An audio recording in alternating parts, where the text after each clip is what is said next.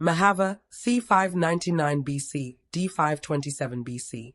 Original name Verdhaman Mahavir was the 24th Tirthankar, pathfinder of the Jains.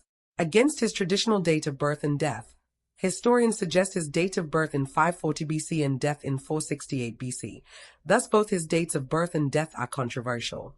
He was the son of a Vaishali noble belonging to the princely family, renounced the world at the age of 30, joined the order of Parsvanath, the 23rd Tirthankar, and attained supreme knowledge. After renouncing the world, he spent 12 years in austerity and meditation. He received enlightenment at the age of 42 and thereafter came to be known as Jain the Conquerer. He died at the age of 72 at Pawa, now in modern Bihar, a state in India. Jainism derived its name from his second name Jain. Wisdom and quotes. A wise man should be neither glad nor angry, for he should know and consider the happiness of all things.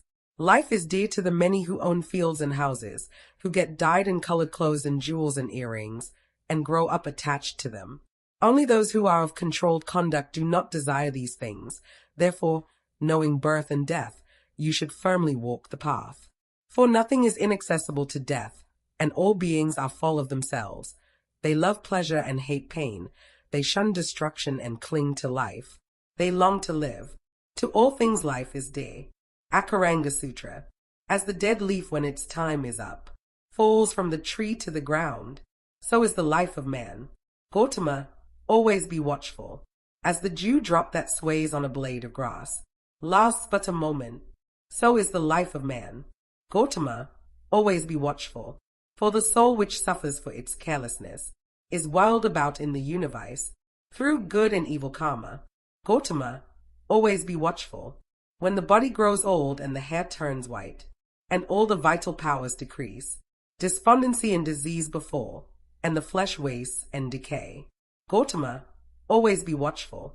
So cast away all the attachments, and be pure as a lotus or as water in autumn, free from all attachment. Gautama, always be watchful. Uttradhyayana Sutra. Body, house, wealth and wife, sons and friends and enemies, all are different from the soul. Only the fool thinks them his own. From all directions come the birds, and rest together in the trees. But in the morning each goes his own way, flying in all directions. Death is not for me. Why then should I fear? Disease is not for me. Why then should I despair? I am not a child, nor a youth, nor an old man. All these states are only of my body. Time and again in my foolishness I have enjoyed all kinds of body and have discarded them. Now I am wise. Why should I long for rubbish? The soul is one thing, matter another. That is the quintessence of truth. Whatever else may be said is merely its elaboration. Istopadesa. Live and let live. Love all. Serve all. Hate none. Non-violence, ahimsa, is the highest religion. All souls are alike. None is superior, none is inferior. Live and let live, hurt no one. Life is dear to all living beings. Do not deprive someone of his livelihood. This is a sinful tendency. Kill not, cause no pain. Non-violence is the greatest religion.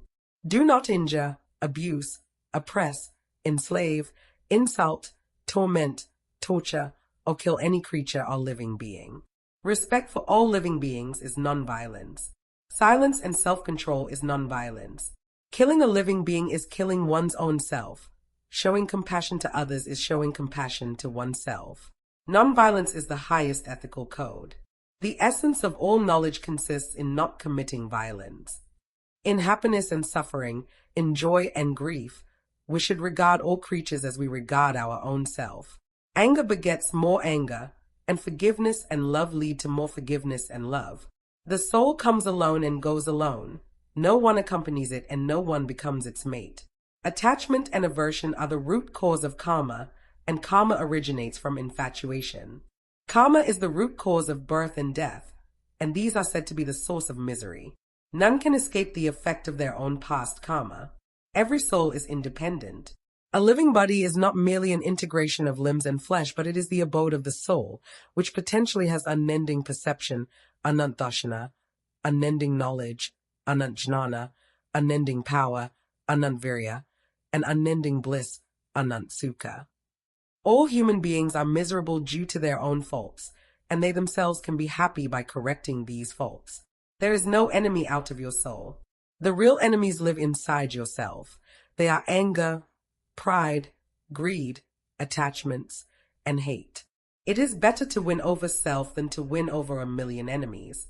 Truthfulness, chastity, simplicity, and equanimity are the 4 pillars of a pious life.